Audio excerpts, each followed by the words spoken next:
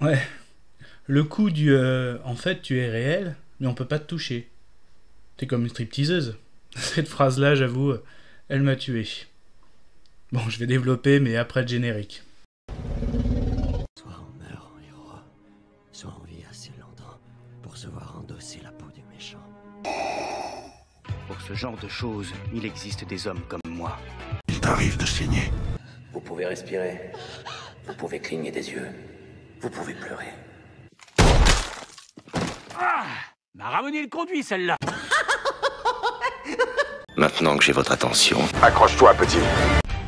Salut à tous et des Garmates sur ma chaîne c'est Fab et aujourd'hui on va parler film disponible sur la plateforme Netflix, We Are a Ghost. Pardon encore pour l'accent anglais. Alors, cette vidéo sera faite en plusieurs parties. Déjà, quelles étaient mes attentes par rapport à ce film, We Are the Ghost, la synopsis, de quoi ça parle, ce que j'ai aimé et moins aimé sans spoiler, et une petite conclusion. Alors, mes attentes... J'ai une mémoire de... Le film est disponible depuis le 24 février 2023. Donc moi je me suis... Concrètement, la bande-annonce m'a hypé, mais pas du tout, quoi. Je voyais ça comme un cliché ou comme un film humoristique sur fond de fantôme. J'accrochais pas du tout, la bande-annonce me hypait pas du tout. Après, concrètement, ce qui m'a fait changer d'avis, c'est le casting, donc notamment avec David Harbour. Moi, je pense que comme beaucoup d'entre vous, je l'ai découvert dans Stranger Things, forcément, mais aussi récemment au cinéma, Violent Night. J'ai adoré ce film en 2022, donc, et ensuite quand je voyais aussi qu'au casting, Anthony Mackie, qu'on connaît notamment dans le rôle de Falcon, fait le futur Captain America du MCU. Allez, et puis là, ce dimanche après-midi, concrètement, j'avais mon fils qui faisait sa sieste. Je me suis dit, allez, je tente le coup, de toute façon, et on verra au pire, Et puis après je vais vous en parler, donc voilà, concrètement j'avais pas d'attente, je voulais même pas le voir, concrètement je voulais même pas le voir, il m'hypait pas du tout, mais bon, allez, j'ai quand même franchi le pas, on va dire le casting m'a ramené, est-ce qu'il m'a ramené à la raison? Bah, je vous en parle après, mais justement, de quoi ça parle? Il était une fois une... Donc en fait, le personnage principal, donc Kevin, qui emménage avec sa famille, donc son papa, sa maman et son grand frère. Donc ils emménagent dans une maison qui a réputation d'être maison hantée, mais ils le savent pas. Donc on voit bien au début, l'agent immobilière essaye vraiment de leur fourguer ça. Donc elle est hantée par un fantôme nommé Ernest. Voilà. Donc, mais on va dire que dans ce film, ils ont pas peur des fantômes, voilà, ils ont pas peur, que ce soit ni Kevin ni la famille, au contraire, ils vont en jouer justement, parce qu'ils arrivent à le filmer assez rapidement, et en gros ils veulent se faire limite devenir des vedettes, on s'en faire de l'argent, je parle surtout de la famille, pas de Kevin, parce que justement, lui Kevin va plutôt savoir mais comment tu es arrivé là, aussi pourquoi tu es là, et aussi t'aider, parce que pour lui ce fantôme il est bloqué, donc, mais son père, donc Franck, le père de famille, et le reste de la famille, eux, vont en faire un petit business, ils vont notamment, ils vont commencer par mettre la vidéo sur YouTube, et en gros, ils ont bien envie de se faire de l'argent grâce à ça, et grâce notamment au business du paranormal, j'ai envie de dire. Donc on va suivre d'un côté Kevin, qui va essayer d'aider Ernest, ce fantôme, et la famille qui en essaie de faire ce business, dans le business du paranormal. Voilà. Alors, qu'est-ce que j'ai aimé, qu'est-ce que j'ai moins aimé? Je t'aime plus que 3 fois 1000. Restons sur le casting. Est-ce que justement, ce que je rappelle dans mes attentes, le casting, c'est vraiment ce qui m'a fait regarder le film. Concrètement, je ne voulais pas le regarder quand j'ai vu la bande-annonce. Ouais, franchement, ouais. Je commence par Ernest, qui est joué par David Harbour. Concrètement, David Harbour a 0 dialogue dans le film, mais justement, c'est là qu'on va voir, est-ce qu'il joue très bien? Ouais, il joue super bien, quoi. La prestation de David Harbour en fantôme est très très très bonne, franchement, j'ai bien aimé, donc l'alchimie entre Ernest et Kevin, donc David Harbour. Kevin est joué par, attendez si j'écorche un peu mal, J.D. Hallow-Weston, pardon, pas encore pour mon accent, il y a une bonne alchimie, franchement, entre les deux, j'aime beaucoup.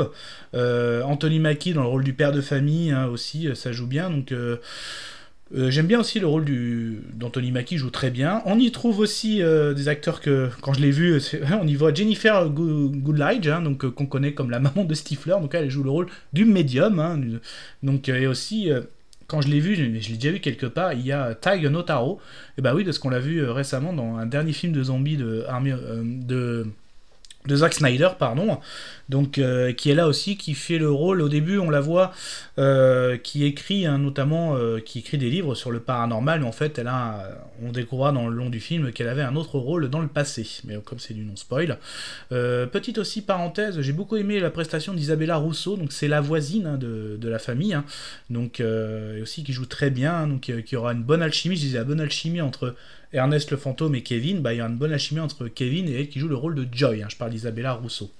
Donc le casting est vraiment très très très bon, j'ai vraiment très bien aimé, et donc justement j'ai pas été déçu parce que c'est vraiment le casting qui m'a fait allez je le regarde quand même, et ben j'ai pas été déçu parce que je le dis clairement, je continue, ouais franchement j'ai passé un bon moment, hein, un dimanche après-midi, pour moi ça a été vraiment un très très bon film, hein, sous fond de paranormal, mais alors non ça fait pas peur, hein, c'est clair, il faut se le dire, non ça fait pas peur, mais j'ai passé un bon moment, quoi.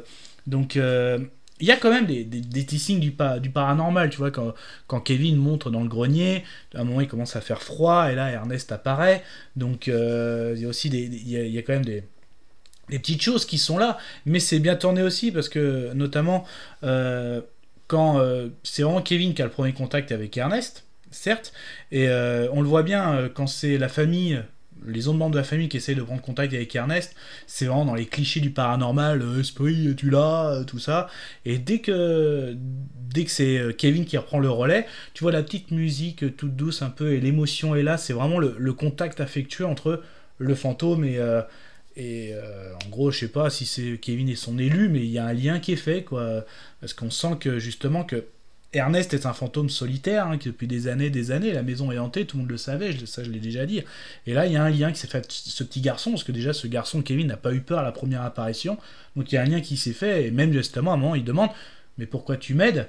Alors après, vous allez me dire « Mais je croyais qu'il avait aucune ligne. » Alors, il y a une façon de communiquer, donc c'est du no-spoil, mais ils arrivent quand même à communiquer, mais vraiment, David Harbour n'a vraiment aucune ligne, mais sa prestation d'acteur est quand même moi je la mets vraiment mise en avant, ça c'est clair. Donc c'est ça, quoi. Bah, une des scènes que j'ai préférées aussi, c'est vraiment le petit numéro d'Ernest, parce que comme à un moment justement les vidéos YouTube marchent super bien dans le film, et là justement la médium, la maman de Stifler, elle arrive justement, elle veut faire un reportage, et là justement Kevin et Ernest veulent en faire un truc humoristique. C'est vraiment une scène que j'ai bien aimée, hein, ça c'est clair. C'est une des scènes que j'ai préférées dans le film, hein, donc Ernest, le show Ernest en avant. Donc ça c'était vraiment pas mal du tout. Pareil au niveau des réseaux sociaux, c'est vraiment, il y a tout qui est mis en avant, le fait quand le père, hein, de famille, hein, joué par Anthony Mackie, qui met sa vidéo, donc voilà, t'as tout des réseaux qui sont mis en avant, comme YouTube, comme TikTok, mais t'as à la fois la moquerie qu'on peut suivre dans les réseaux sociaux, ouais c'est fake, non, voilà, t'as des challenges, le challenge Ernest qui est là, t'as aussi les complots, vraiment t'as tout, réseaux sociaux aussi, mais ça aussi le positif, hein, bien sûr, ça aussi c'est quelque chose que j'ai bien aimé, hein, franchement. Ça c'est la première partie du film, vraiment, donc à savoir... on découvre Ernest, donc il y en a un qui veut l'aider, c'est Kevin, et l'autre veut en faire un petit peu le business du paranormal. Après, il y a une autre partie, justement, parce que Kevin va vraiment enquêter avec sa voisine, justement. Donc au début, il y a « je veux t'aider », et après, quand il commence à faire connaissance. Et là aussi, il y a le côté enquête qui est pas mal.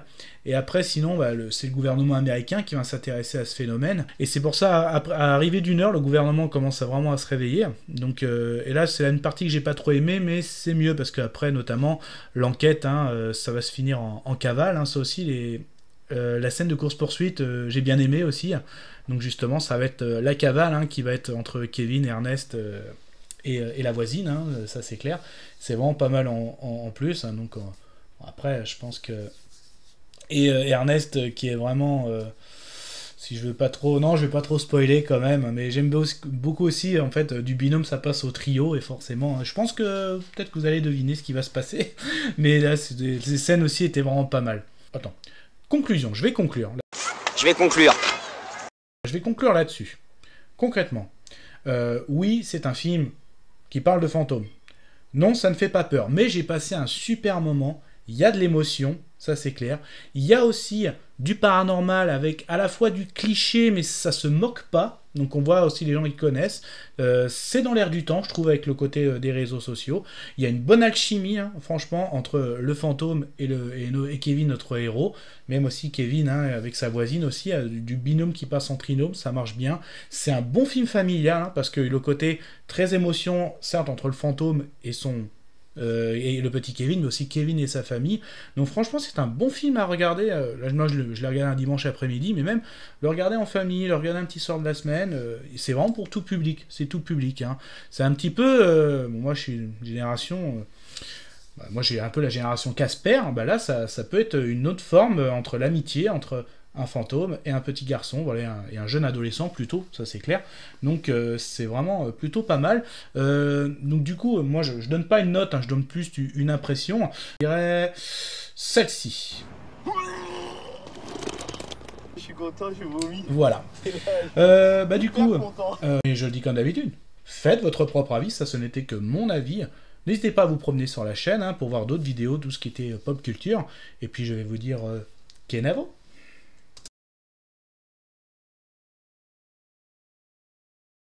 Au revoir.